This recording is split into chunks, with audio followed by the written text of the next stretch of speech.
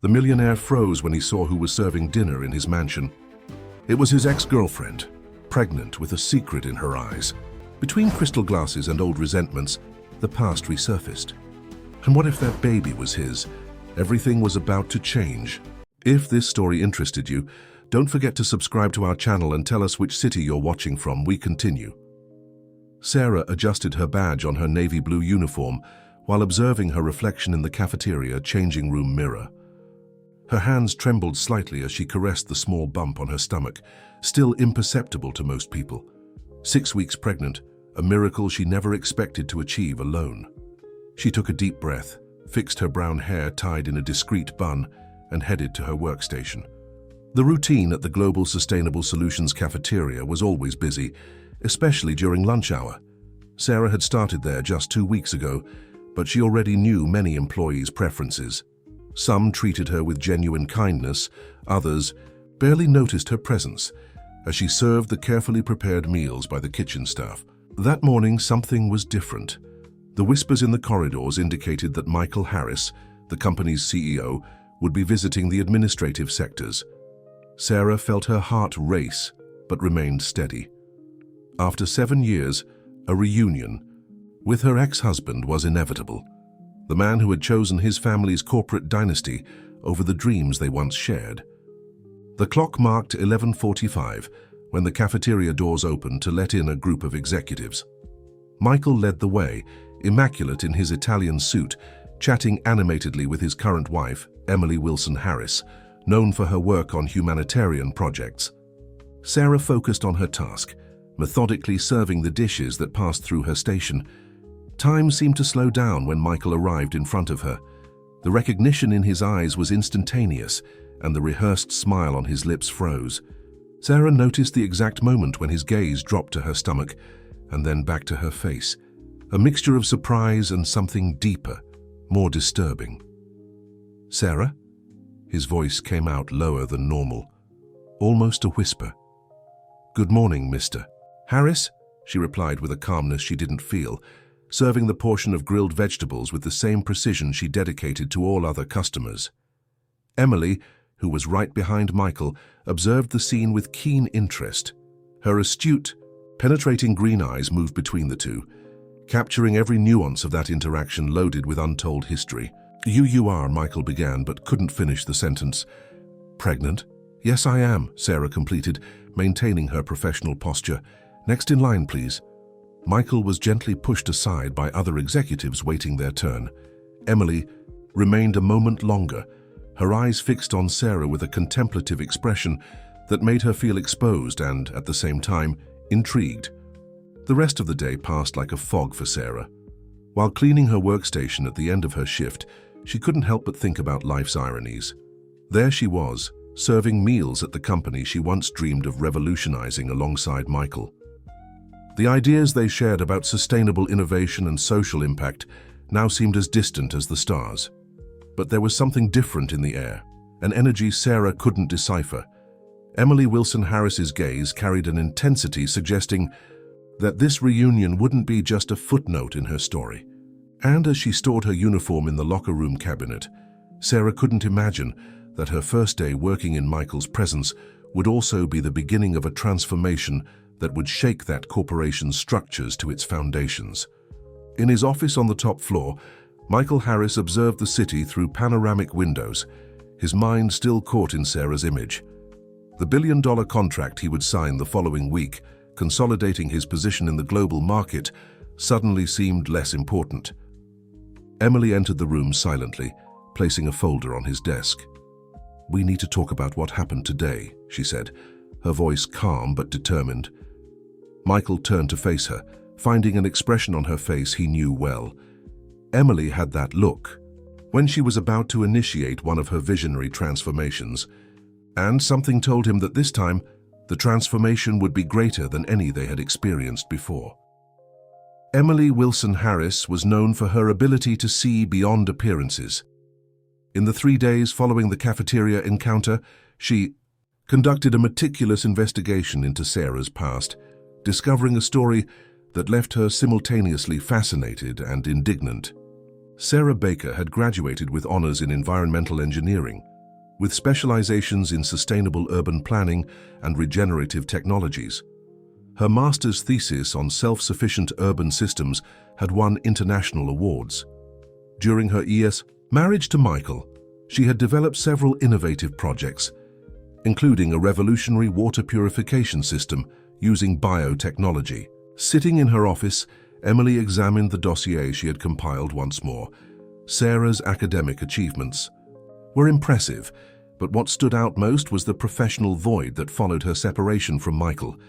It was as if an extraordinary talent had been deliberately stifled. "Mrs. Harris," her assistant's voice interrupted her reflections. "Sarah Baker is here for the meeting." Emily adjusted herself in her chair. "Please ask her to come in." Sarah crossed the door with a mixture of curiosity and apprehension. Her cafeteria uniform had been replaced by a simple but elegant dress, and her hair was loose, framing her face with soft waves. "Thank you for coming, Sarah. Please sit down." Emily gestured to the chair in front of her. "I imagine you're wondering why I called you here." "I confess I am," Sarah responded, her voice firm despite the evident nervousness in her restless hands on her lap. Emily leaned forward, her green eyes fixed on Sarah's. "I read your thesis on self-sufficient urban systems. Brilliant. I also saw your biotechnology projects for water purification. Revolutionary. What intrigues me is why someone with your talent is working in our company's cafeteria." Sarah held Emily's gaze. "Sometimes we need to start from scratch to build something truly solid. And if I offered you the opportunity to build something extraordinary?" Emily opened a folder and slid a document across the desk. "We're creating a new division focused on regenerative urban planning and sustainable social innovation. I want you to lead it." The silence that followed was dense. Sarah picked up the document with trembling hands, her eyes quickly scanning the pages. "This is," she began, but her voice failed. "A contract offering the division's directorship, with an independent budget and complete decision-making autonomy," Emily completed, "including all guarantees related to your pregnancy, extended maternity leave, flexible hours, on-site childcare." Sarah looked up from the document, her expression a mixture of distrust and hope. "Why?" "Because wasted talent is a crime against the future," Emily replied simply. "And because I believe you can transform this company in a way no one else can." "I need guarantees," Sarah said after a moment of reflection. "Everything documented, with legal validity, including protection against interference from senior management." A discreet smile curved Emily's lips. "I've already included all those clauses in the contract. Page 7, Section 3. Sarah flipped to the indicated page, reading carefully. Her face lit up with a growing understanding of the possibilities opening before her. "When do I start?" she finally asked. "As soon as you sign," Emily responded, offering a pen. "Your office is already being prepared on the 15th floor." As Sarah signed the contract, Emily watched the city's movement below through the window. She knew she was initiating something much bigger than a simple administrative change. Deep down, she was certain that this decision would be the catalyst for a profound transformation, not just in the company, but in the lives of everyone involved. What Emily didn't know as she watched Sarah sign the last document was that her investigation had merely scratched the surface of a much greater secret. A secret that would begin to reveal itself in Sarah's first days in her new position, triggering a series of events that no one could predict. "Welcome to the board, Sarah," Emily said, extending her hand. "Tomorrow we'll officially introduce you to the council. I suggest you rest well tonight. The day will be intense." Sarah shook the offered hand, feeling the weight of the change about to happen in her life. In her womb, her daughter moved slightly, as if she too sensed that a new story was beginning. Sarah's office on the 15th floor was spacious and bright, with large windows allowing abundant natural light. After a week in her new position, she was beginning to familiarize herself with her team and the responsibilities of the role. However, something deeply troubled her. During a strategic planning meeting, Sarah decided to review previous projects submitted to the company to establish a starting point.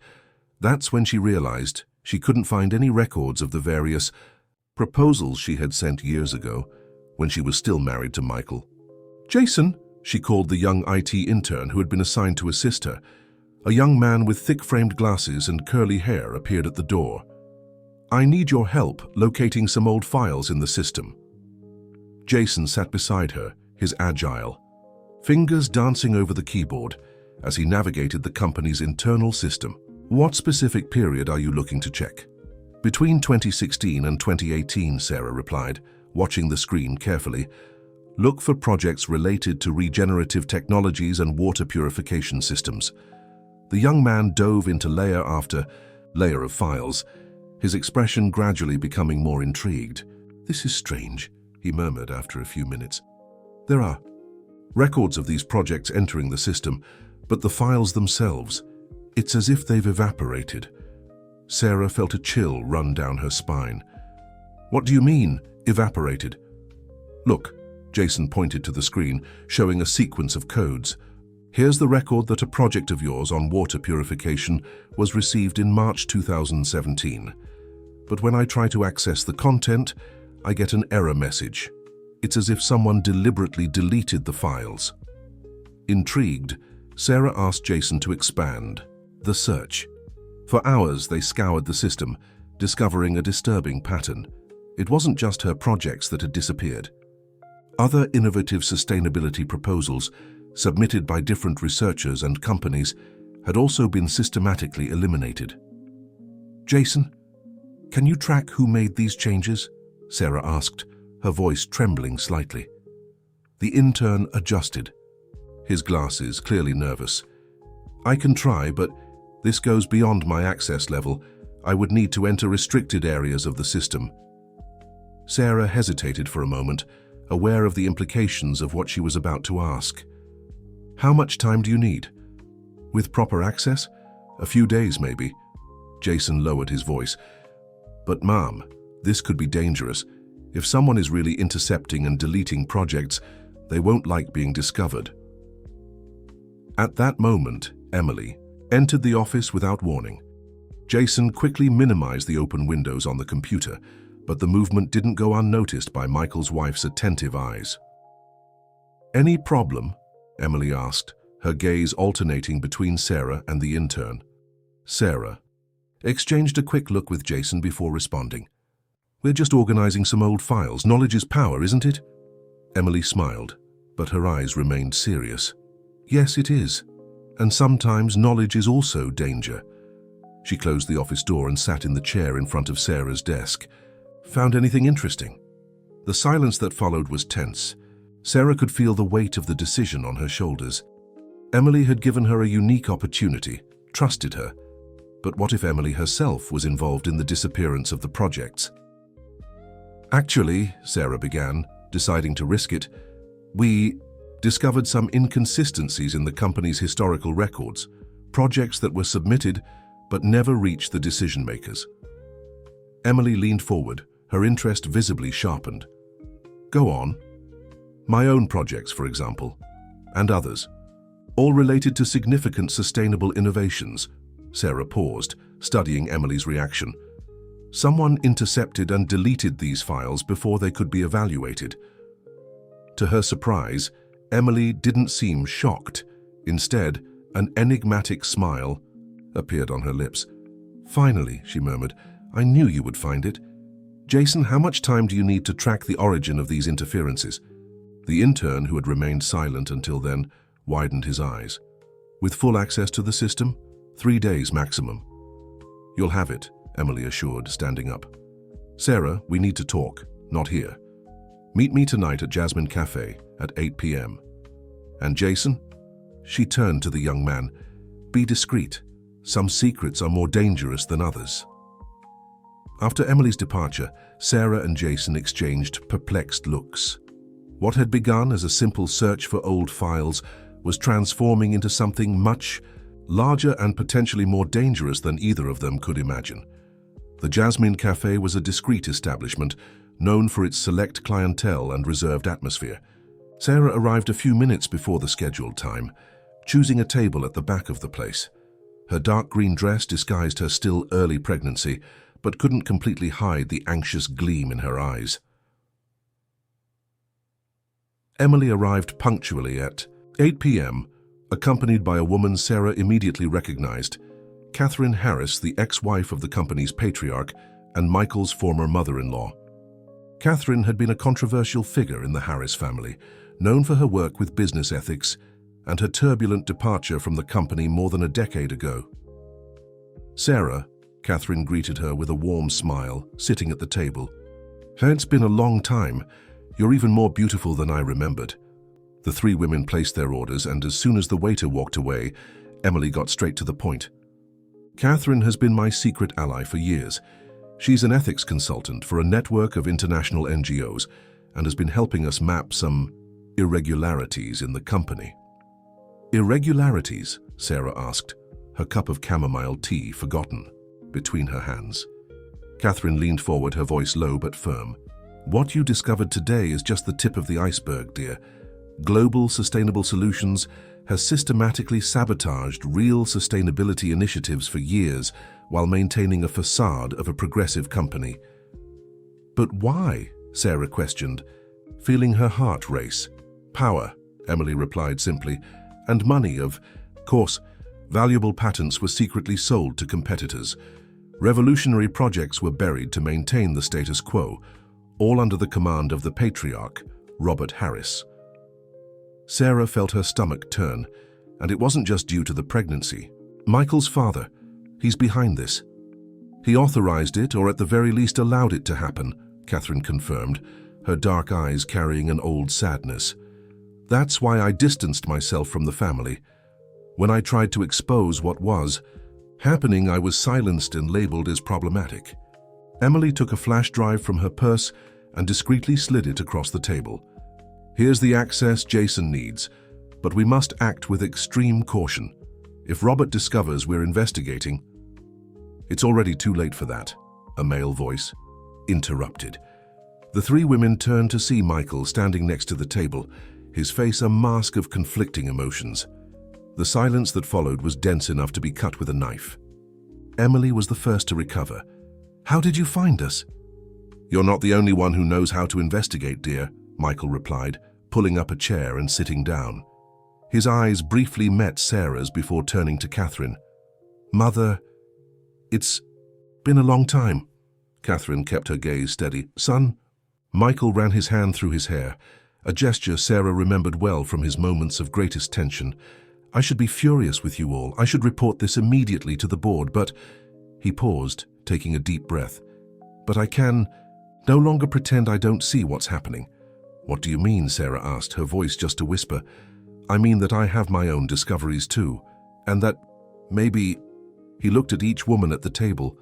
"Maybe it's time to do the right thing." Emily extended her hand across the table, lightly touching her husband's fingers. "You know what this means? What your father will do when he finds out?" Michael nodded slowly. "I know. And for the first time in a long time, I don't care about the consequences." "Sarah," he turned to his ex-wife, "you were right 7 years ago about everything, and now with our baby on the way—" "Your baby," Emily interrupted, her eyes widening. Sarah's face went pale. She hadn't told anyone about the fertility treatment she had undergone, using a frozen sample from when she was still married to Michael. It was a secret she intended to keep to herself, but now. Catherine was the first to break the tense silence. "Well, it seems our little conspiracy group just got a lot more interesting." She raised her teacup in an ironic toast. "To the Harris family, always complicating things beyond imagination." The implications of that revelation hung in the air, like a charged cloud, promising a storm that would forever change the destiny of everyone present. And somewhere in the city, Jason continued his investigation into the company's archives, unaware that he was about to discover something that would make the situation even more complex. Jason hadn't slept for 3 days. His eyes burned as he combed through endless lines of code, following digital trails that seemed to have no end. The access provided by Emily had opened doors he didn't even know existed in global sustainable solutions systems. In his small apartment transformed into an improvised operations center, multiple monitors displayed different layers of information. Empty coffee cups accumulated on his desk, silent witnesses to his sleepless nights. "My God," he murmured, when the pieces finally started fitting together. His hands trembled as he typed furiously, documenting each discovery. The scheme was much bigger than anyone had imagined. It wasn't just Sarah's projects that had been intercepted. There was a systematic pattern of sabotage extending back more than a decade. Revolutionary clean energy proposals, advanced recycling systems, reforestation technologies, all had been carefully evaluated and then redirected. One email in particular caught his attention. Dated 2015, it was correspondence between Robert Harris and an executive from a competing company. Package delivered, transfer confirmed. The atmospheric purification project will never reach the board. Keep our agreement in absolute secrecy. Jason began compiling a detailed dossier: suspicious bank transfers, secretly sold patent records, manipulated reports, all documented with meticulous precision. His findings revealed an elaborate scheme where promising innovations were systematically stifled in favor of immediate profits. At 3 in the morning, his phone vibrated. It was a message from Sarah. "Found anything?" He hesitated before responding. The volume of incriminating information he had discovered was frightening.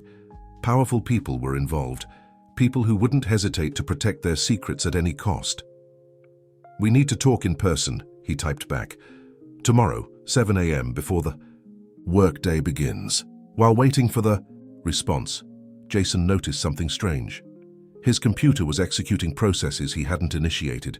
Someone was trying to remotely access his system.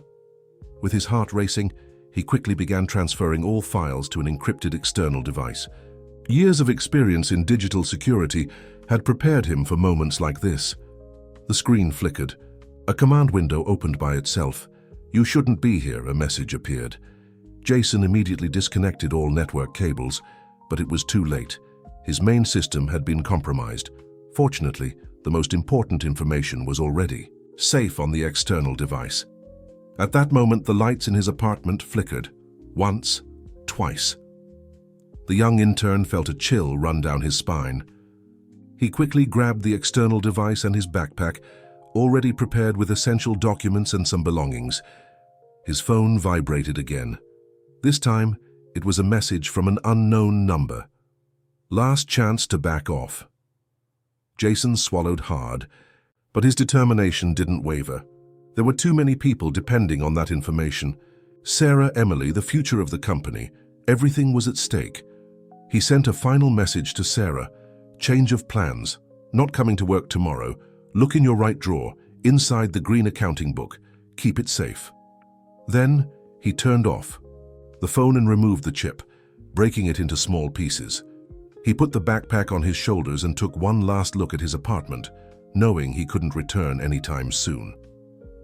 In the elevator, he met his neighbor, Mrs. Amelia, walking her dog as she did every early morning.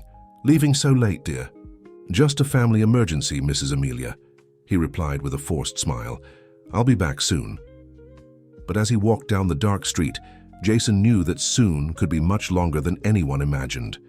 The information he carried with him was pure dynamite, capable of exploding the foundations of one of the country's largest business empires. In his empty office, Jason's computer continued to flash with remote access messages. On the screen, a final message hovered like a silent threat. "You have no idea what you just started." The next morning, Sarah arrived at work earlier, her heart beating fast as she opened the right drawer of her desk. She found the green accounting book exactly where Jason had indicated. Inside it, a small storage device was carefully hidden between the pages. Her hands trembled as she connected the device to her computer. The files were methodically organized, with folders dated and named with precision. The more she read, the more her expression transformed into a mixture of horror and indignation. "Have you seen it yet?" Emily entered the office without knocking, her normally composed face betraying signs of concern. "Jason has disappeared," Sarah replied, turning the monitor so Emily could see. "But he left all of this. It's unbelievable."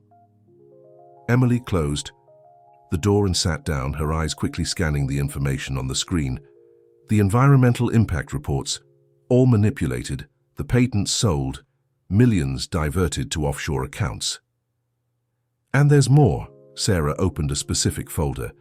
Did you know that Biofert, the company responsible for the fertilization technology I used, was secretly purchased by Global Sustainable Solutions 6 months ago? Emily widened her eyes. What does that mean? It means that technically, Sarah unconsciously caressed her belly. The company has legal rights over the technology used in my pregnancy. They can use this as leverage in any future dispute. At that moment, the office door opened again. Michael entered, his face pale. Jason didn't show up for work today, and I just received a very interesting call from Rebecca Matthews. Rebecca Matthews? The investigative reporter? Emily stood up, alarmed. She's preparing a series of reports on inconsistencies in the company's sustainability reports, Michael explained, closing the door behind him. Apparently, someone has been providing documents to her for months, Sarah. And Emily exchanged significant looks. Catherine had mentioned contacts in the press, but hadn't revealed names. How much time do we have until the first report airs? Sarah asked. 3 days, Michael replied, running his hand through his hair in a nervous gesture. And she has everything, absolutely everything, including emails from my father authorizing the sale of patents. The silence that followed was interrupted by the soft sound of a notification on Emily's cell phone. It was a message from Catherine. Extraordinary board meeting called for tomorrow, Robert knows. How did he find out? Sarah whispered, but her question was answered by the sound of heavy footsteps in the hallway. The office door opened for the 3rd time, revealing the imposing figure of Robert Harris.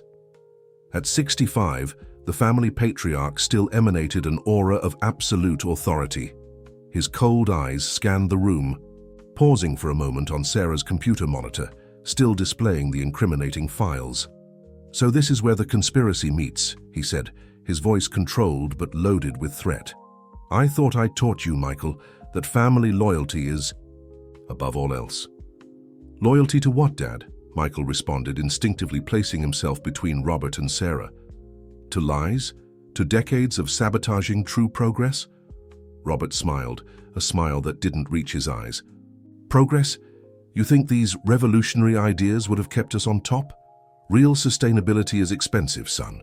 Our brand survives because we know how to balance appearance and reality. Your brand survives through fraud, Emily intervened, her voice sharp. And that ends now.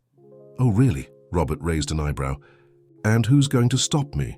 An ambitious journalist, a fugitive intern, or perhaps, his eyes fixed on Sarah, a pregnant ex-daughter-in-law who should have remained in the cafeteria? The air in the room became electrically charged. Sarah rose slowly, a protective hand over her belly. No, Mr. Harris, what's going to stop you is the truth, and it's coming, whether you want it or not. Robert took a step toward her, but Michael stood in his way. Father and son stared at each other. Years of unresolved tension crystallized in that moment. Tomorrow at the board, Robert finally said, retreating toward the door, we'll see who really controls this company. Before leaving, he cast a final look at the group, and I suggest that intern shows up for his own good. After his departure, silence weighed in the room for several seconds. It was Emily who finally broke it. We have until tomorrow to organize everything, she said, her voice regaining its usual firmness. Sarah, you have the device Jason left. Michael, you have access to the board records. And I, she smiled, determinedly, I have one last ace up my sleeve. Sarah looked out the window, observing the city that stretched beyond the office. Somewhere out there, Jason was hiding, carrying with him more evidence than they imagined.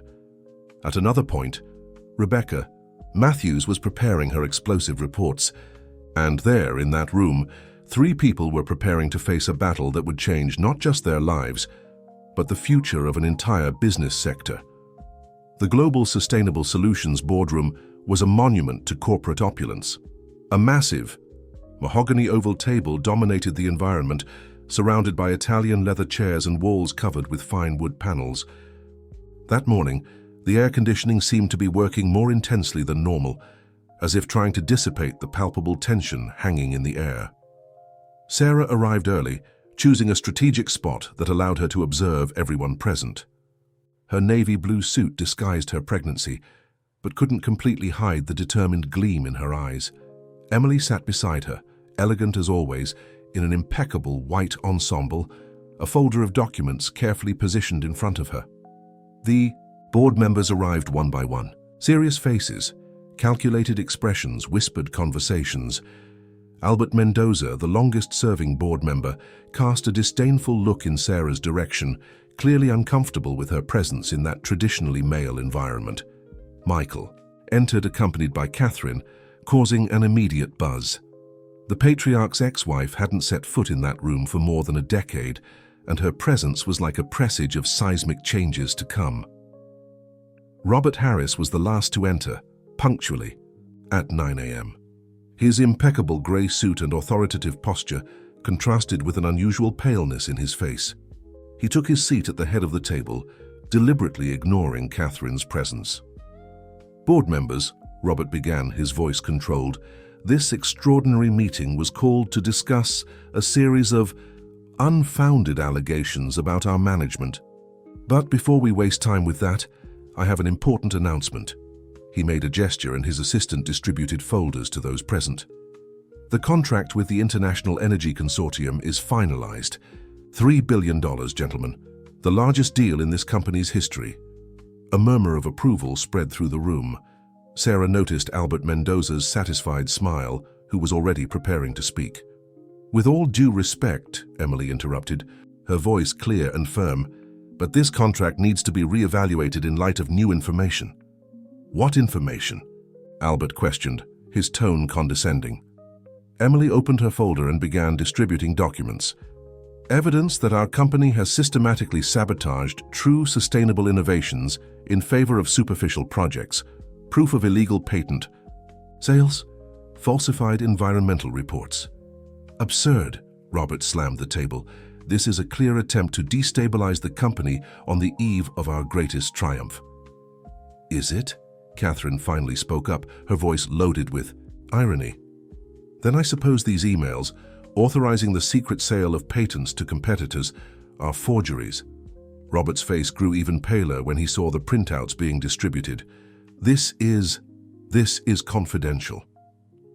"As you well know," Michael intervened, "there is no confidentiality for illegal acts." Albert Mendoza stood up, his face red with indignation. "This is ridiculous. Are we really going to listen to accusations from a cafeteria employee?" "Ex-cafeteria employee, Sarah," calmly corrected, standing up. "Current Director of Sustainable Innovation, and yes, you will listen to me." She connected her laptop to the room's projector. On the screen, graphs, documents, and records meticulously organized by Jason began to appear. Over the last 7 years, more than 50 revolutionary sustainability projects were buried by this management. Technologies that could have transformed not just our company, but the world. The images continued passing. Water purification projects, renewable energy systems, reforestation technologies, all marked as archived or rejected. And most interestingly, Emily added, many of these technologies mysteriously appeared in competing companies months later, generating millions in profits that never reached our shareholders. The silence in the room was deafening. Some board members were flipping through the documents with expressions of growing concern. Others exchanged nervous glances. "Gentlemen," Robert tried to regain control, "all of this has a perfectly reasonable explanation. In a competitive market—" "Rebecca Matthews won't find anything reasonable," Catherine interrupted, "especially considering that she's going on air with this story in less than 48 hours. The mention of the journalist's name caused a new buzz in the room. Rebecca's reputation as an investigative reporter was legendary, and her reports had already brought down very powerful executives. And there's more," Sarah continued, her voice firm despite the tremor in her hands. "We have reason to believe that the recent disappearance of our IT analyst was not accidental." At that moment, the boardroom doors opened. To everyone's surprise, Jason entered, accompanied by 2 lawyers and carrying a briefcase. The sudden appearance of Jason caused a momentary tumult in the boardroom. The young analyst looked tired but determined, still wearing the same clothes. From 3 days ago, his eyes briefly met Sarah's, silently conveying a message of confidence. "Gentlemen," one of the lawyers accompanying him announced, "I am Richard Vasquez from the Securities and Exchange Commission. My client, Mr. Jason Oliveira, approached us with substantial evidence of irregular practices in this company." Robert Harris abruptly stood up, his chair scraping against the marble floor. "This is an outrage, an invasion, I wouldn't do that if I were you," the second lawyer intervened, his voice calm but authoritative. "Any attempt at obstruction, at this point, would only aggravate the situation." Jason walked to the center of the room, connecting his own device to the projector. "During my investigation, I discovered something even more disturbing than the sale of patents." The screen showed a series of complex financial documents. The company not only sold sustainable innovations, it actively sabotaged environmental initiatives in vulnerable communities. A murmur of shock ran through the room. Emily exchanged a significant look with Catherine, who nodded discreetly. "The funds that should have been allocated to sustainable development projects were diverted to offshore accounts," Jason continued. "Meanwhile, communities that depended on these projects remained exposed to precarious environmental conditions." Albert Mendoza stood up, his face red with fury.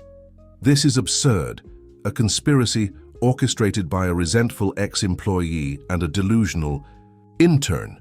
"Ex-intern," Jason calmly corrected. "And I'm not delusional, I'm very well advised." He gestured toward the lawyers.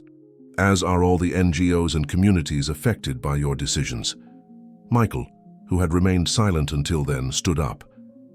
"As CEO of this company, I propose an immediate vote for the removal of the current board of directors and the formation of an independent restructuring committee." "You can't do that," Robert vociferated. "I'm your father. This company is my legacy." "Exactly, Dad," Michael replied, his voice loaded with contained emotion. "Your legacy. And it's time we decide what kind of legacy we want to leave for the next generation." His gaze briefly turned to Sarah's belly. Emily stood up, her elegant posture contrasting with the tension of the moment. "I have here," she raised a folder, "proxies from shareholders representing 43% of the company's shares. Added to the Harris family shares under Michael and Catherine's control, we have a majority to approve any necessary changes."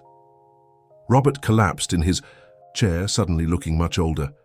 "You planned this all along," he murmured, looking at Emily. "No," she responded softly. "I just gave the right people the opportunity to do the right thing." The rest of the meeting unfolded like a feverish dream.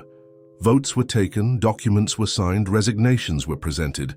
Albert Mendoza and other board members aligned with Robert left the room in silence, escorted by security.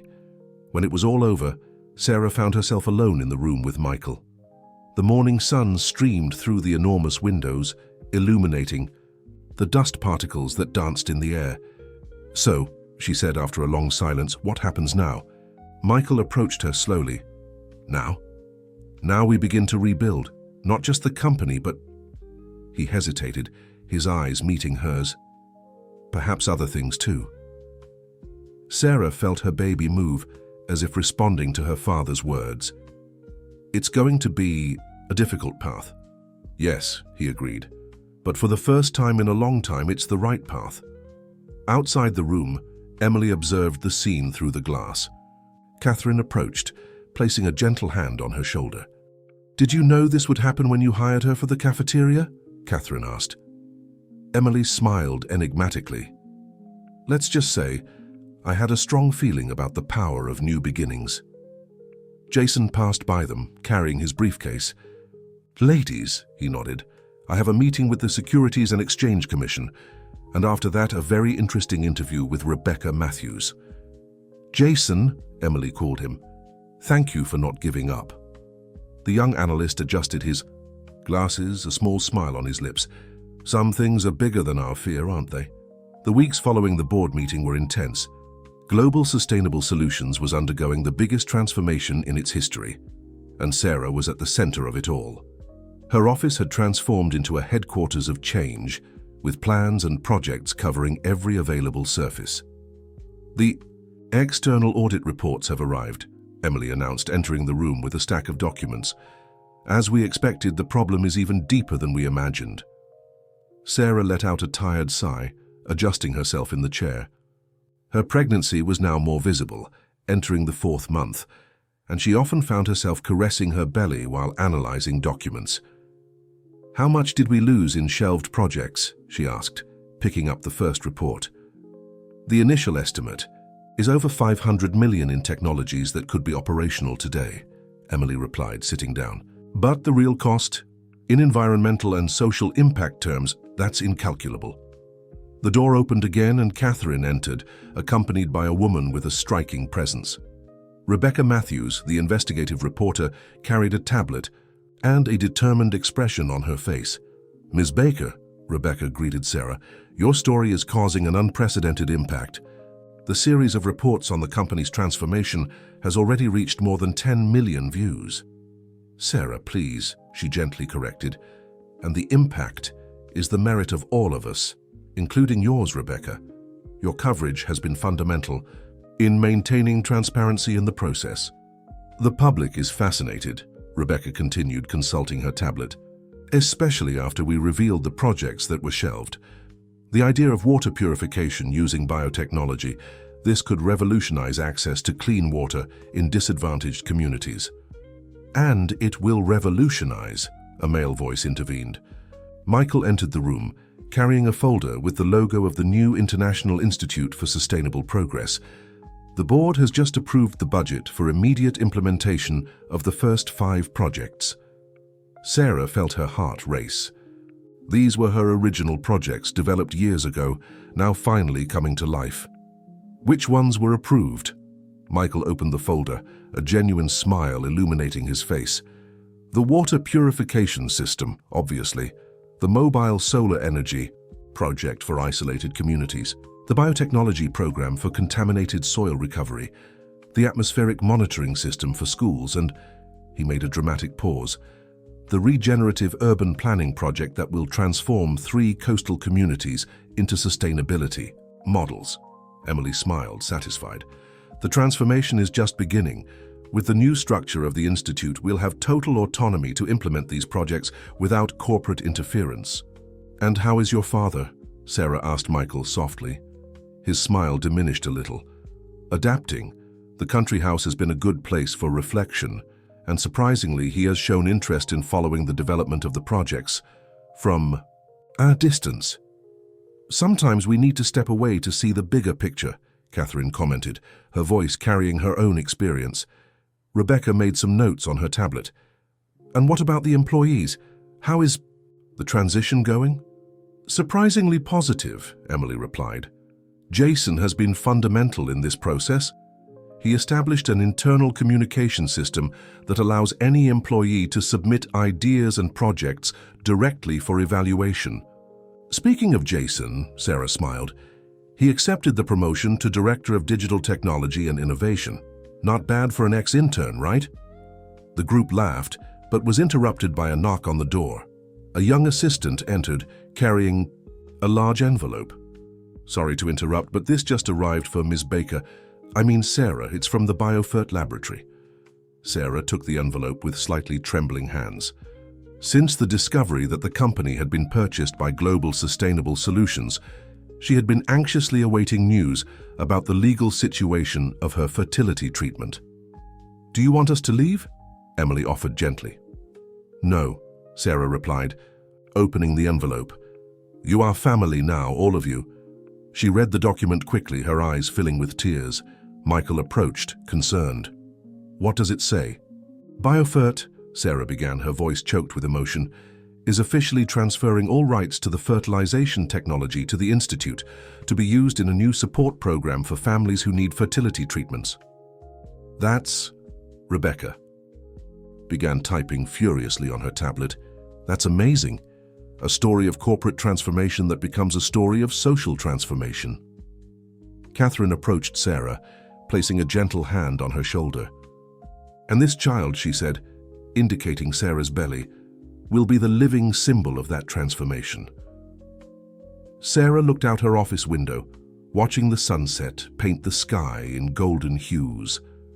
Somewhere out there, her ideas were beginning to come to life, transforming communities, purifying water, cleaning the air. And there inside her grew a new life that represented everything they had fought for: hope, renewal, and the promise of a better future. The main auditorium of Global Sustainable Solutions was packed for the official launch of the International Institute for Sustainable Progress. Executives, environmentalists, community representatives, and journalists were settling into their seats, creating a buzz of expectation. In the improvised dressing room, Sarah adjusted her emerald green dress, specially chosen for the occasion. Her 5-month belly was now a visible symbol of the transformation the company had undergone. "Ready?" Emily asked, entering the dressing room with a tablet in her hands. "The live broadcasts have already started on 3 continents." "Almost," Sarah replied, taking a deep breath. "How are the preparations in Rome and Mumbai?" "Perfectly synchronized. The regional centers are ready for the simultaneous announcement." Emily paused, smiling. "Catherine just called from Lagos. The reception there is even bigger than we expected." Jason knocked on the door, entering afterward. His new suit and confident posture reflected his new position in the company. "All systems are connected. Real-time transmission guaranteed to more than 50 countries." "And the special project?" Sarah asked, a gleam of anticipation in her eyes. "Ready for the big moment," Jason confirmed, adjusting his glasses with a smile. Michael was the last to enter the dressing room. He had just returned from visiting his father at the country house. "He sent this," he said, handing a small envelope to Sarah. Inside was a single photo: Robert Harris, younger, alongside his wife Catherine, holding an initial company project. On the back, a handwritten message: "For the true future of sustainability, I'm sorry it took me so long to understand." Sarah felt her eyes fill with tears, but quickly contained them. Her makeup needed to remain intact for the cameras. "It's time," Emily announced softly. The group headed to the backstage area of the auditorium. On stage, a large screen displayed images of the Institute's 3 regional centers: Rome, Mumbai, and Lagos. Rebecca Matthews, who would present the event, was already positioned at the center of the stage. "Ladies and gentlemen," Rebecca's voice echoed through the auditorium, "welcome to the official launch of the International Institute for Sustainable Progress." The lights dimmed, and a video began playing on the main screen.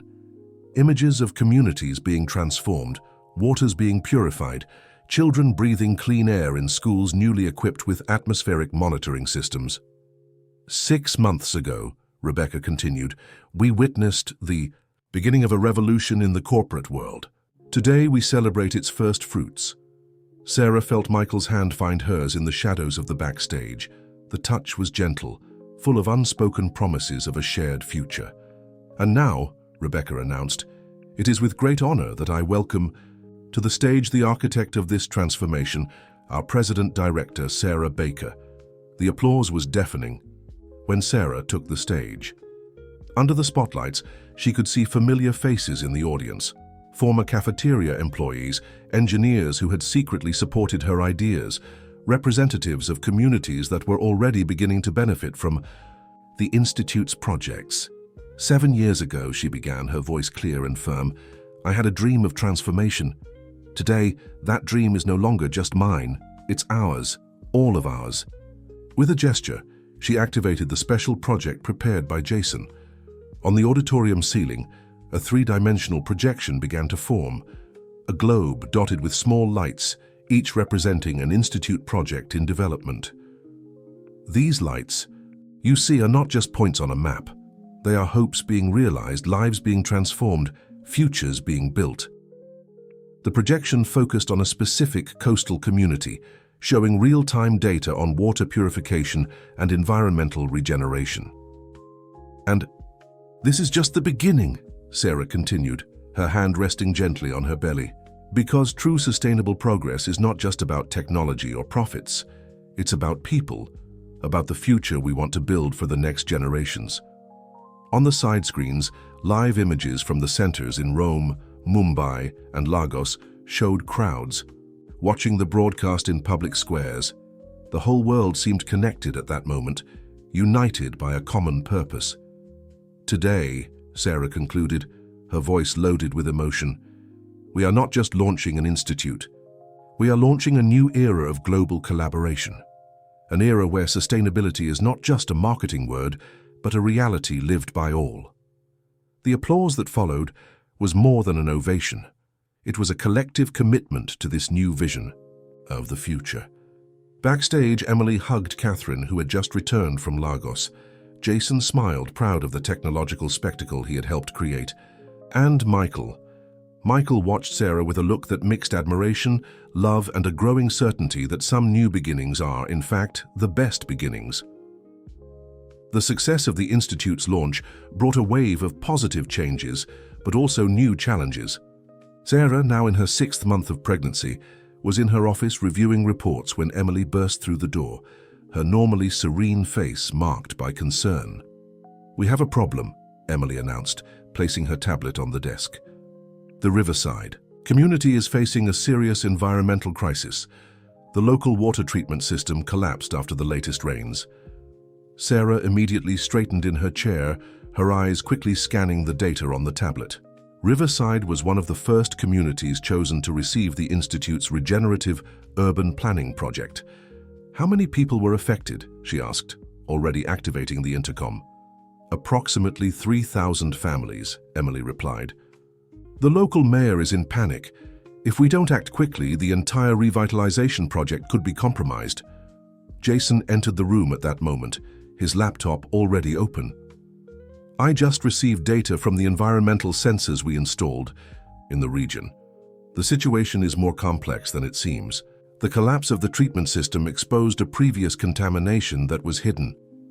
"We need to act immediately," Sarah declared, standing up. "Jason, activate the emergency protocol we developed. Emily, prepare the press release. I'll personally coordinate the operation." "Sarah," Michael appeared at the door, his expression concerned. "Are you sure in your condition?" "It's exactly because I'm pregnant that I need to go," she responded firmly. "Every child in that community deserves the same chance at a healthy future that our baby will have." In the following hours, an impressive operation began to unfold. Mobile water purification units, developed from Sarah's original project, were dispatched to Riverside. Technical teams were mobilized, and a temporary command center was established on site. Sarah coordinated everything from the improvised operations center in the community. Her physical presence on site caused an immediate impact on the morale of residents and work teams.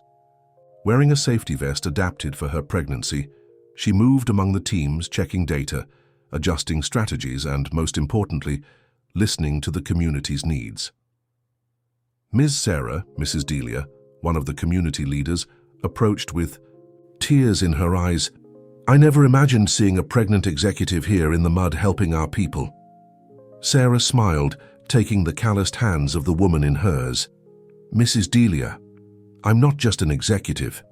I'm someone who believes that real transformation happens in the field, not in air-conditioned meeting rooms." The operation extended through the night. Solar generators provided lighting for continuous work. Jason coordinated the technical part, his fingers flying over the keyboard while monitoring purification levels in real time.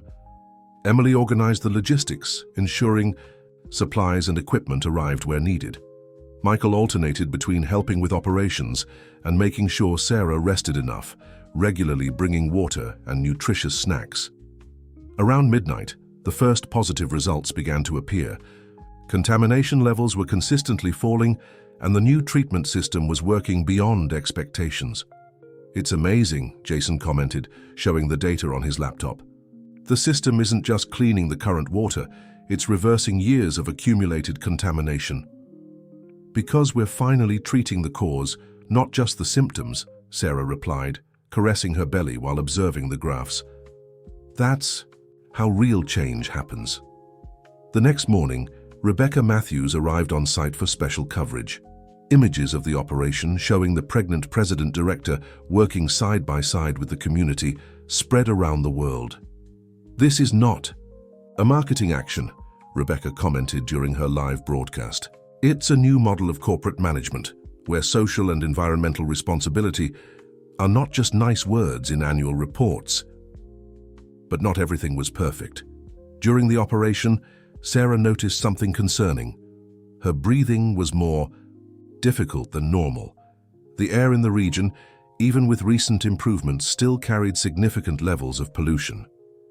Emily was the first to notice her discomfort. "Sarah, you need to take care of yourself. We can't risk your health or the baby's." "I'm fine," Sarah insisted, but her voice betrayed a slight wheeze. "Besides, this only proves we need to accelerate the atmospheric monitoring program. If it's affecting me, imagine the children who live here every day." Michael, observing the scene from a distance, made a note on his phone. An idea was beginning to form in his mind, something that could transform this crisis into an even greater opportunity for change. A week after the crisis in Riverside, Sarah was on forced rest in her apartment, following strict medical orders. The respiratory episode had been a warning that couldn't be ignored, but her mind continued actively working on new solutions. Her bedroom had transformed into an improvised office, with laptops, tablets, and projects spread across the bed. Emily, who had practically moved into the apartment to help, entered carrying a tray with tea and whole-grain cookies. "I have news," Emily announced, placing the tray on the bedside table. "The board unanimously approved your proposal for the Global Air Monitoring Program in schools." Sarah smiled, adjusting herself against the pillows. "Great. And the biological sensors?" "Jason is finalizing the prototypes. The idea of using modified plants as natural air quality indicators is brilliant. The children will love taking care of the Sentinel Gardens." At that moment, Catherine entered the room, carrying an old folder. "Look what I found in the company archives," she said, sitting on the edge of the bed. "Your original environmental biotechnology projects, some of them are perfectly applicable to what we're doing now." Sarah took the folder with care, leafing through the yellowed pages. "It's amazing how everything connects. Those ideas that seemed utopian 7 years ago are now exactly what we need." Michael arrived soon after, bringing a surprise: Robert Harris. The patriarch seemed smaller somehow, humbler, but his eyes shone with a genuine interest that Sarah had never seen before. "Sarah," Robert began, hesitant, "I read about what happened in Riverside, about how you personally led the operation. I'm not even pregnant." He paused, choosing his words. "It made me think a lot about what it really means to leave a legacy." "Dad," Michael intervened, but Robert raised his hand, asking to continue. "I spent decades building a company focused on immediate profits, ignoring the true transformation potential we had at hand. But you," he looked at Sarah and Michael, "you are building something much bigger, something that will last far beyond us." Emily observed the scene with interest, noting how the complex family dynamics were beginning to reorganize into something new, something healthier. "Mr. Harris," Sarah said softly, "it's never too late to be part of this transformation." "That's why I'm here," Robert replied, pulling an envelope from his pocket. "I want to donate my country house to be the Institute's first research and development center. It's 50 acres of land, with springs and preserved forest. The perfect place to test and develop new environmental technologies." The silence that followed was broken by the sound of Sarah's laptop notifying a video call. It was Jason, transmitting directly from the laboratory. "Sorry to interrupt," he said, adjusting his glasses, "but you need to see this. The results of the tests with the biomonitor plants are even better than we expected." The screen showed images of small plants that subtly changed color in response to different levels of pollution. It was beautiful and at the same time deeply functional. "Can you imagine?" Jason continued, excited. "Each school with its own Sentinel garden, children learning about the environment while helping monitor the air quality they breathe. And not just schools," Sarah added, her eyes shining with inspiration. "We could create a global biomonitoring network, parks, squares, communities. A living system of environmental protection," Catherine completed, smiling. Robert observed everything with an expression of growing admiration.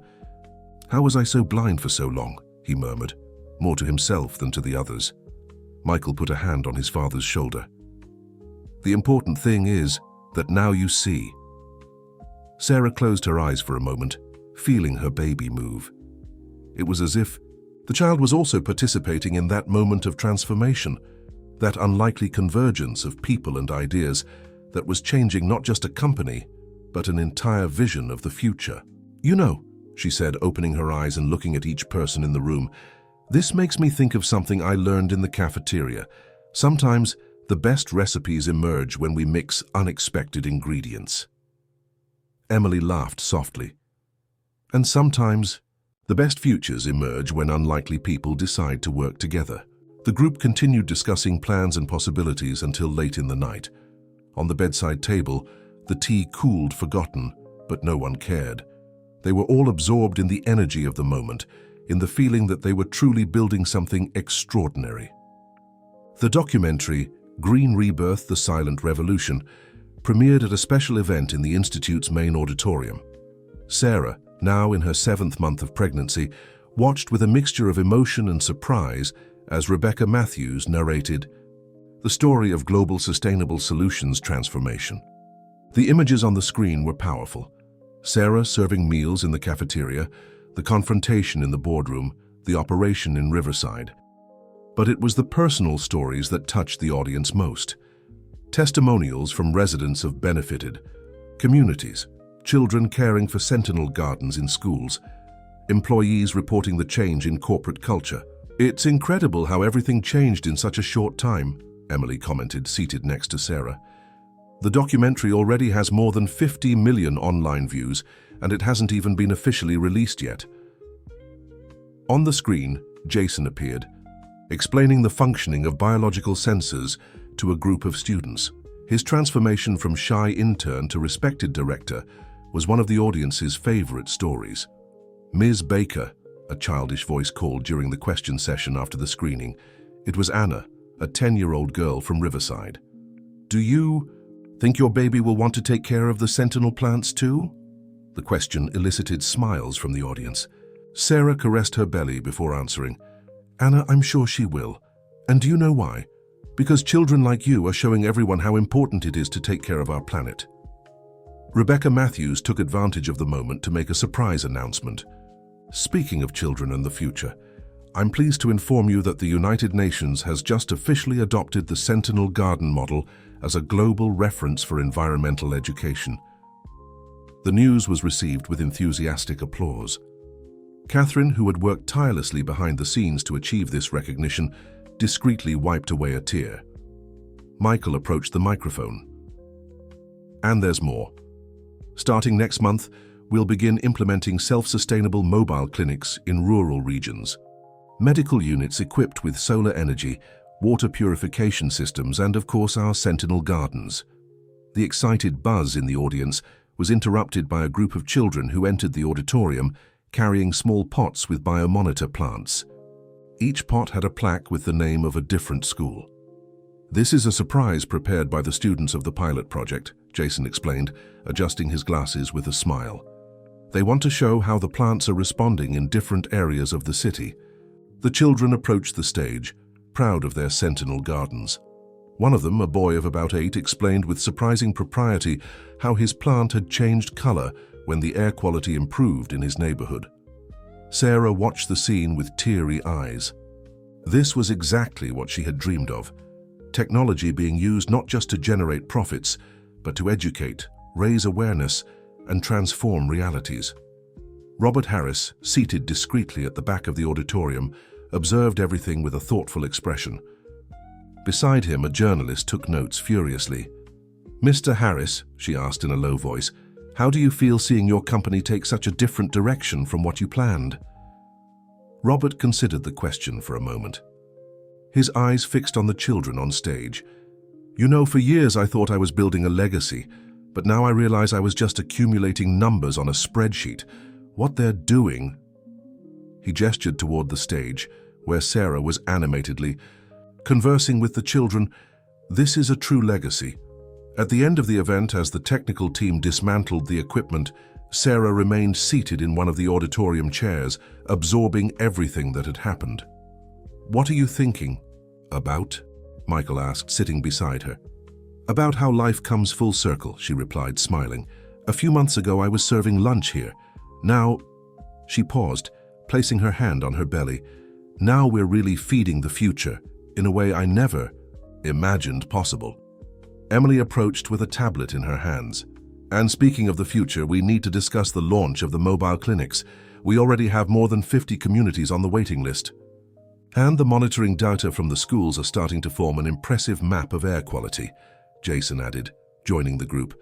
The children are doing an incredible job of recording and tracking. Sarah looked at her journey companions, feeling a wave of gratitude. Each of them had been fundamental in transforming a dream into reality. And now, with the viral documentary and international recognition, this reality was spreading far beyond what they had imagined. The 8th month of pregnancy coincided with the most intense phase of the Institute's expansion.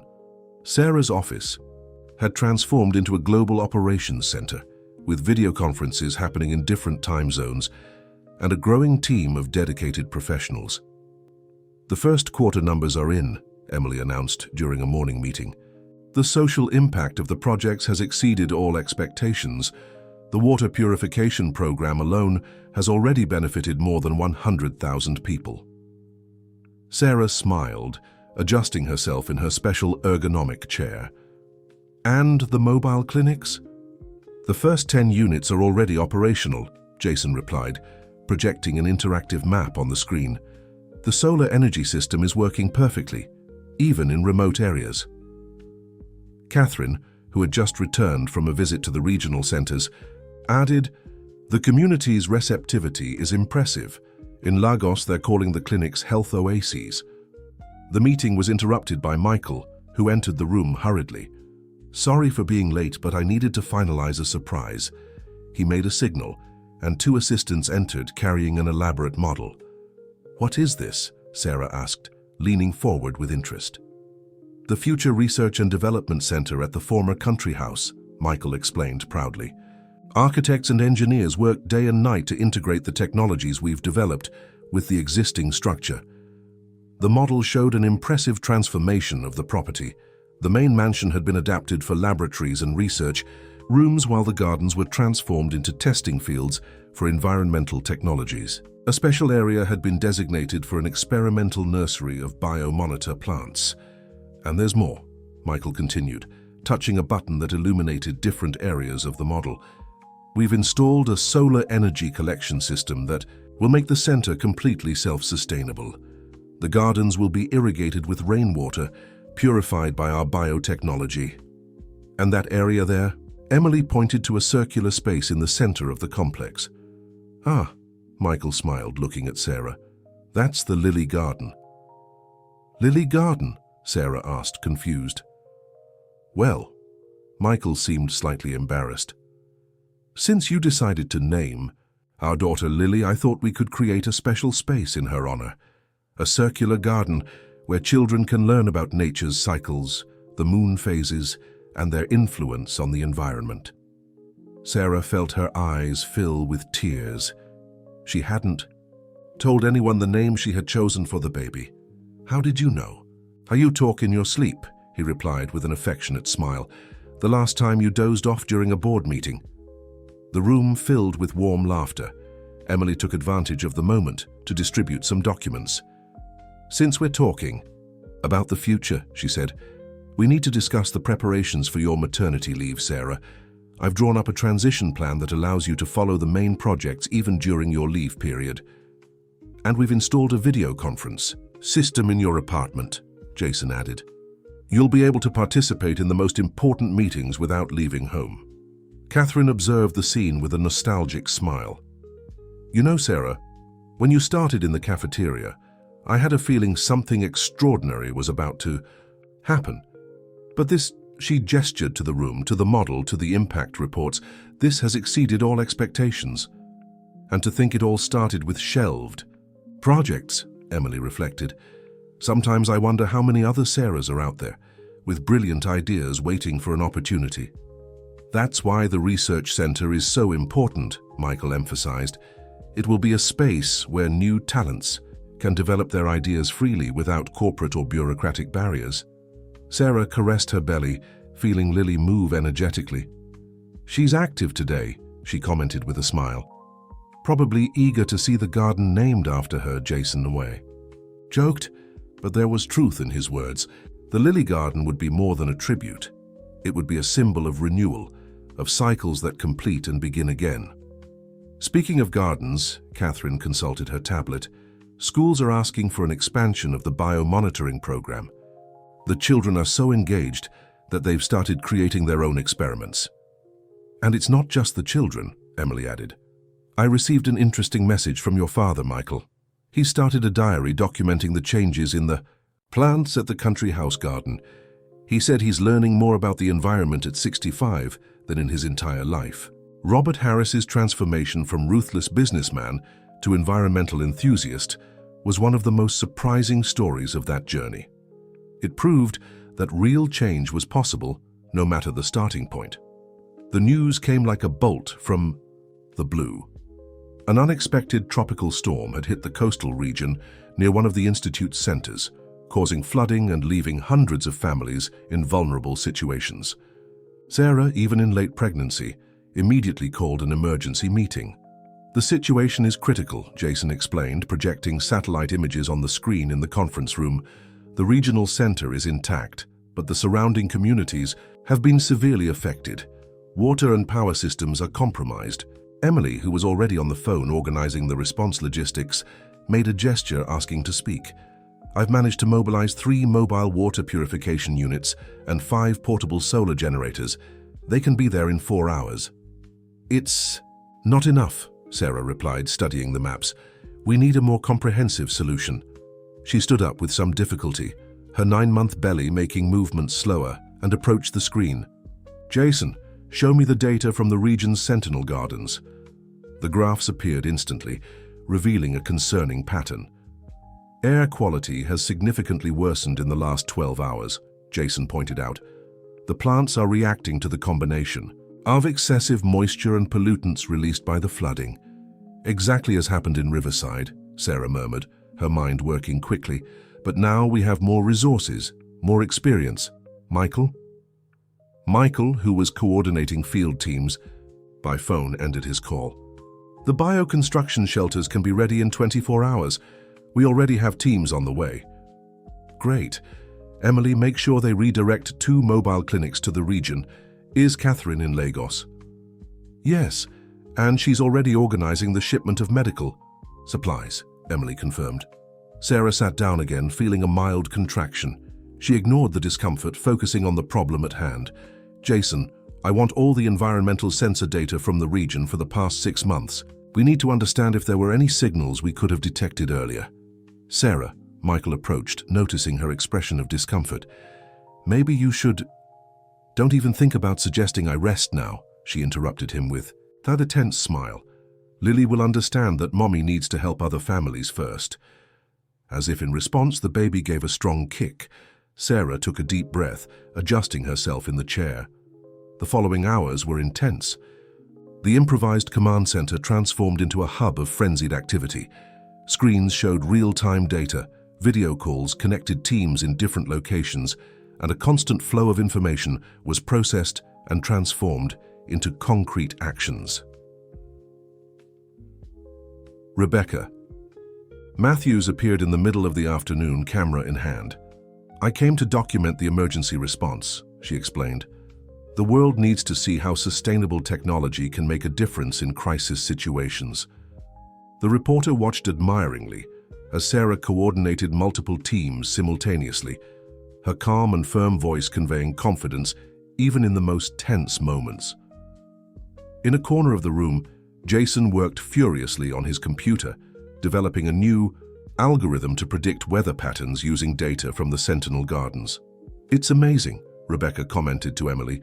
She's about to give birth and yet, Sarah doesn't know any other way to be, Emily replied with a proud smile. For her, every problem is an opportunity to do something better. By the end of the day, the first positive results began to arrive. The mobile units were operating at full capacity, providing clean water and medical assistance.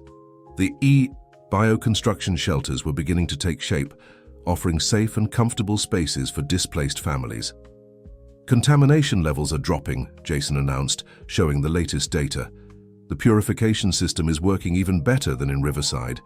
Sarah nodded, satisfied, but another contraction made her hold her breath for a moment. Michael, who hadn't left her side, immediately noticed. "Enough," he said firmly. "You've done what you needed to do. The teams can continue from here. It's time to think about you and Lily." Before Sarah could protest, Emily intervened. "He's right. Besides, we've already implemented all the necessary protocols. The system is working exactly as you planned." Sarah looked at the screens one last time. The images showed families being welcomed into the shelters, children receiving medical care, clean water flowing from the purification systems. It was a living testimony to how technology and compassion could work together. "All right," she finally agreed, allowing Michael to help her stand. "But I want constant updates." "You got it," Jason promised, already configuring a notification system on his tablet. "I'll keep you informed of everything." As she left the room, Sarah felt another contraction, stronger than the previous ones. Lily, apparently, had decided it was time to meet the world her mother was helping to transform. The hospital had been chosen not only for its excellent medical reputation, but also for being one of the first to implement the biomonitoring system developed by the Institute. In the entrance garden, sentinel plants subtly changed color, indicating the exceptional air quality in the environment. Sarah was admitted around 9 in the evening, with regular contractions every 8 minutes. The special room that Emily had prepared had a view of a small Zen garden, where a fountain of water purified by the Institute's system created a tranquil atmosphere. "Breathe deeply," the midwife guided with a calm voice. "Your baby is choosing a very special moment to be born." Michael held Sarah's hand, alternating between offering words of encouragement and updating Emily on the progress of labor through discreet messages. At the Institute's operations center, the team continued coordinating assistance efforts to the region affected by the storm, but everyone kept an eye on the updates about Sarah. Jason had created a special message group called Operation Lily, where he shared the news with Catherine and other team members. The hours passed slowly. Around midnight, Robert Harris arrived at the hospital, carrying a small pot with a sentinel plant specially cultivated for his granddaughter. "It's a new variety," he explained to Emily, who met him in the hallway. "The scientists at the research center managed to develop a species that changes color with the moon phases, in addition to monitoring air quality." Emily smiled, realizing how the man had changed. "Lily will love it when she grows up and discovers she has a unique plant, specially developed for her." Inside the room, Sarah faced the contractions with the same determination she had shown in all previous challenges. Between one contraction and another, she asked for updates on the situation in the coastal region. "All families are sheltered," Michael informed, trying to keep her focused on her own moment. "The systems are working perfectly. You built something incredible, my love. Now it's time to bring our Lily into the world." At 3:27 in the morning, Lily's first cry echoed through the room. It was a strong and determined sound, as if the little one wanted to announce her arrival to the world with all the strength of her lungs. "She's perfect," the doctor declared, placing the baby on Sarah's chest. "And what healthy lungs." Sarah looked at her daughter with tears in her eyes. Lily had Michael's eyes and her mother's determined chin. Her small fists waved in the air, as if she already wanted to start exploring the world. "Welcome, Lily," Sarah whispered. "You were born on a very special night." As if responding to her mother's words, the sentinel plant that Robert had brought began to emit a soft bluish glow, its coloration changing to reflect the moon phase in the sky outside. The news of Lily's birth spread quickly. At the operations center, the team celebrated with a moment of pause in their tireless work. In Riverside, the children of the biomonitoring project decided to plant a tree in honor of the birth of the magic plant baby, as they already called Lily. Rebecca Matthews, who had remained at the hospital to document the historic moment, captured an image that would become iconic. Lily, just a few hours after her birth, sleeping peacefully next to the sentinel plant that changed color, while, through the window of the room, one could see the sunrise illuminating the hospital garden. It's a powerful image, Rebecca commented to Emily. The new generation being, born in a world that we're helping to make better. Catherine, who had arrived directly from the airport after coordinating operations in Lagos, entered the room silently. She found Sarah nursing Lily, while Michael watched them with adoration. "She's beautiful," Catherine whispered, approaching the bed. "And she chose a very significant moment to be born." "How so?" Sarah asked, adjusting Lily in her arms. "The first families are returning to their homes in the coastal region," Catherine explained. "The purification and energy systems worked so well that the area is already safe. Lily was born exactly when the first children were returning home." Sarah smiled, looking at her daughter. "See that, little one? You're already part of the transformation story we started." Michael leaned in to kiss Lily's forehead. "And that story is just beginning." Through the window of the room, the morning sun illuminated the awakening city. Somewhere, sentinel plants monitored the air that the new generation would breathe. Elsewhere, families rebuilt their lives with sustainable technologies. And there, in that hospital room, little Lily slept peacefully, unaware of the better world that her arrival symbolized. 3 months had passed since Lily's birth. The Research and Development Center at the former country house was finally ready for its official inauguration. The place had transformed into an impressive complex where technology and nature merged in perfect harmony. Sarah, carrying Lily, in an ergonomic sling, walked through the gardens with Emily, observing the final preparations for the opening ceremony. The lily garden, heart of the complex, was especially beautiful that spring morning. "It's amazing how the plants respond to her presence," Emily commented, observing how the biomonitor species seemed more vibrant when Lily approached. "It's almost as if they feel a special connection." "Maybe they do," Sarah smiled, adjusting the baby who slept peacefully. Lily was born at a time of great environmental transformation. Sometimes I think she carries a bit of that energy. Jason appeared, running along the sustainable stone path, his tablet in hand. "You need to see this. The data from the last quarter is extraordinary." "Breathe, Jason," Emily laughed. "Lily is sleeping." The young technology director lowered his voice, but his enthusiasm was palpable. "Sorry, but look, the communities that implemented our water purification systems recorded an 87% reduction in cases of diseases related to contaminated water." "And the schools?" Sarah asked as they walked toward the main laboratory. "Even better," Jason projected some graphs on his tablet. The biomonitoring program not only improved air quality in schools, but also significantly increased student engagement in science and environmental studies. Michael met them in the laboratory, where a team of scientists worked on developing new species of biomonitor plants. He carried a report that made Sarah raise her eyebrows. "The European Council for Sustainable Development wants to implement our model in all schools across the continent," he announced. "And the UN is considering creating a special program based on our methodology." Lily chose that moment to wake up, her small eyes opening to the world around her.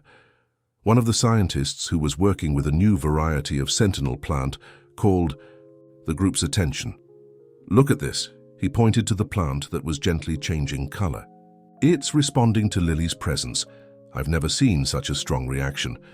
Catherine, who had just arrived from another international trip, joined the group. "It doesn't surprise me. Lily was born in tune with this new era we're building." She paused, observing her granddaughter with affection. "Did you know that communities in Lagos have started a ritual? They plant a tree for each baby born, along with a sentinel plant. They call them Gardens of the Future." Sarah felt her eyes fill with tears. It was impressive how an idea could grow and transform, touching lives in unexpected ways. "And it's not just in Lagos," Emily added. "I've received reports of similar initiatives spontaneously emerging in communities around the world. It's as if we're witnessing the birth of a new form of connection between people and nature." Rebecca Matthews, who was documenting the preparations for the inauguration, captured the moment when Lily extended her small hand toward the sentinel plant, which responded with a gentle change in coloration. "This reminds me of something a child in Riverside told me," the journalist commented, lowering her camera. "She said that plants are like babies. They need care, love, and attention to grow strong and healthy." And she's absolutely right, Sarah replied, softly kissing Lily's head. Each life we help to prosper, whether a plant or a child, is a step toward the future we dream of. The sound of helicopters approaching announced the arrival of the first guests for the inauguration ceremony.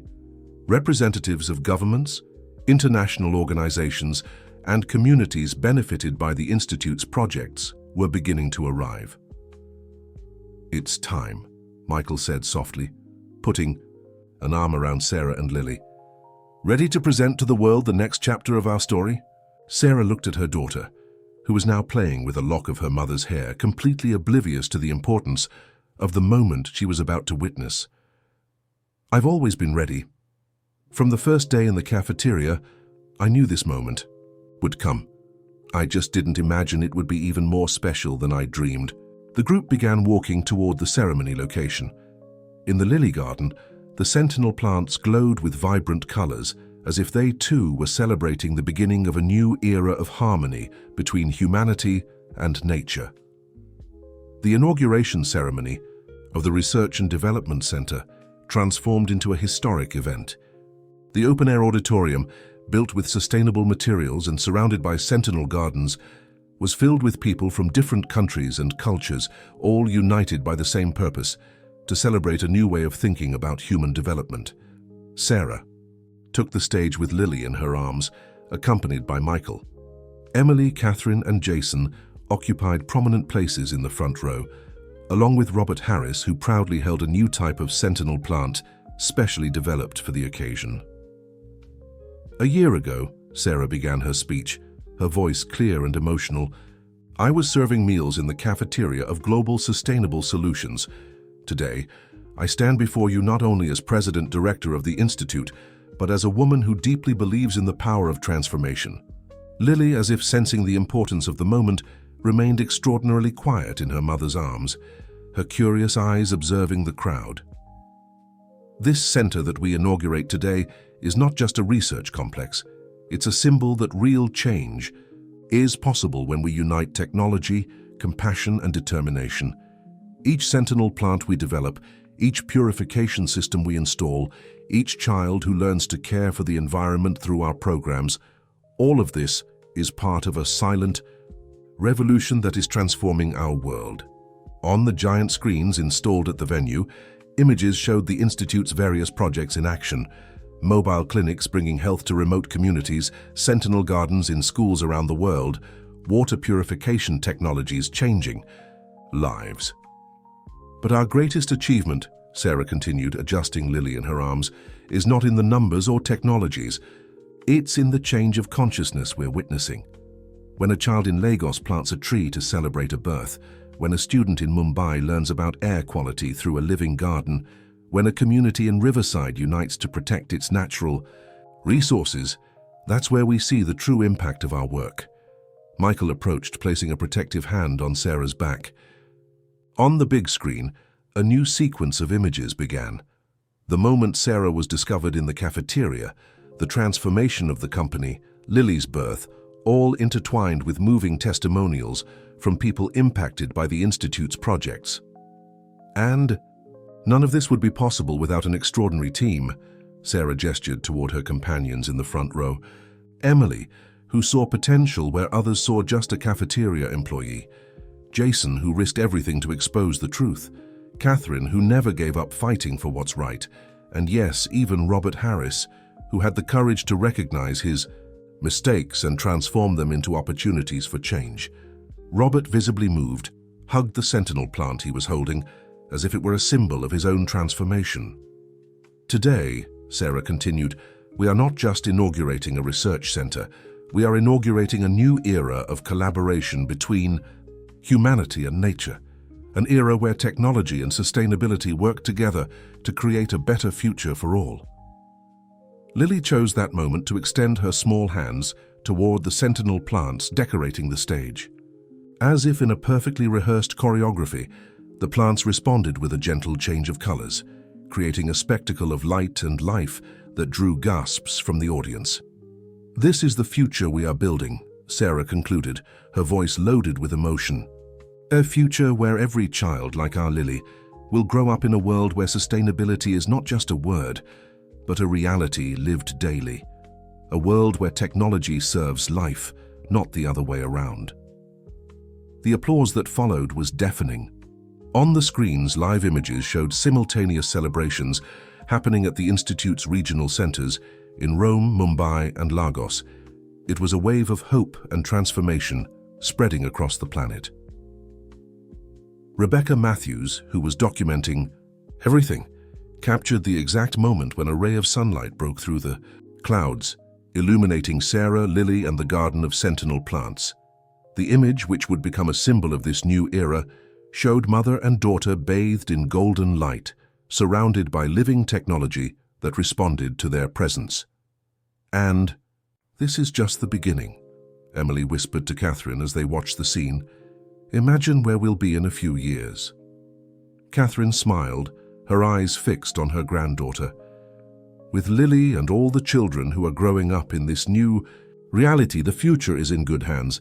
Jason, who was monitoring the data on his tablet, showed something interesting to the two women. The air quality levels at the center had reached record highs during the ceremony, as if nature itself was celebrating along with them. A year had passed since the center's inauguration. Lily, now 15 months old, was taking her first steps through the Institute's gardens under the watchful eye of Sarah and Michael. Her small hands curiously touched each sentinel plant she encountered along the way, causing gentle waves of colors that made her laugh delightedly. It's incredible how she already understands the connection with the plants, Emily commented, observing the scene while walking with Catherine through the gardens. Children of the new generation seem to be born with this awareness that we fought so hard to develop. The Institute had expanded beyond the most optimistic expectations. The biomonitoring program was now present in more than 10,000 schools around the world. The mobile clinics had multiplied, bringing health and sustainable technology to increasingly remote regions. We have a surprise to show, Jason announced, approaching the group with a special gleam in his eyes. The development team just finalized something extraordinary. He guided them to a new sector of the laboratory, where a series of plants different from the usual ones caught attention. They were smaller than the traditional sentinel plants, but emanated a soft and constant luminescence. I present to you the new generation of biomonitors, Jason explained proudly. These little ones are specially developed for indoor environments. They can be cultivated in apartments, offices, hospitals, and most impressively, they not only monitor air quality but also actively help purify it. Sarah approached, with Lily in her arms. The little one immediately extended her hands to the plants, which responded with a soft, bluish glow. It's as if they recognize her, Michael observed, amazed. Actually, a young scientist approached, we developed this variety using some principles discovered through the unique interaction that Lily has with the original sentinel plants. We call the Project the Lily Effect. Sarah felt her eyes fill with tears. Her daughter, unknowingly, had inspired a new scientific advance that could benefit millions of people. And there's more, Jason continued, leading the group to another section of the laboratory. We've managed to adapt the technology for large-scale use. Imagine living walls in buildings capable of monitoring and purifying the air of entire cities. Emily was already making notes on her tablet. The possibilities are endless. We could start with hospitals and schools, then expand to other public spaces. We already have interested parties, Catherine added. The United Nations Programme for Sustainable Development wants to implement the system in all its offices around the world. While the adults discussed the implications of the new discovery, Lily had freed herself from her mother's arms and was walking decidedly toward a small experimental garden. There, to everyone's surprise, she sat among the plants and began to talk to them in her baby language. Look, Jason pointed to his tablet, excited. The sensors are registering response patterns never seen before. It's as if the plants were responding to her. Rebecca Matthews, who had arrived silently to document the new developments, began photographing the scene. Lily, seated among the bioluminescent plants, looked like a small fairy in an enchanted garden. You know what this reminds me of? Sarah commented, observing her daughter. That first day in the cafeteria, when it all began, I was so focused on surviving, on rebuilding my life. I had no idea I was about to be part of something much bigger. Michael embraced her from behind, both contemplating their daughter. Sometimes the greatest transformations begin in the most unlikely places.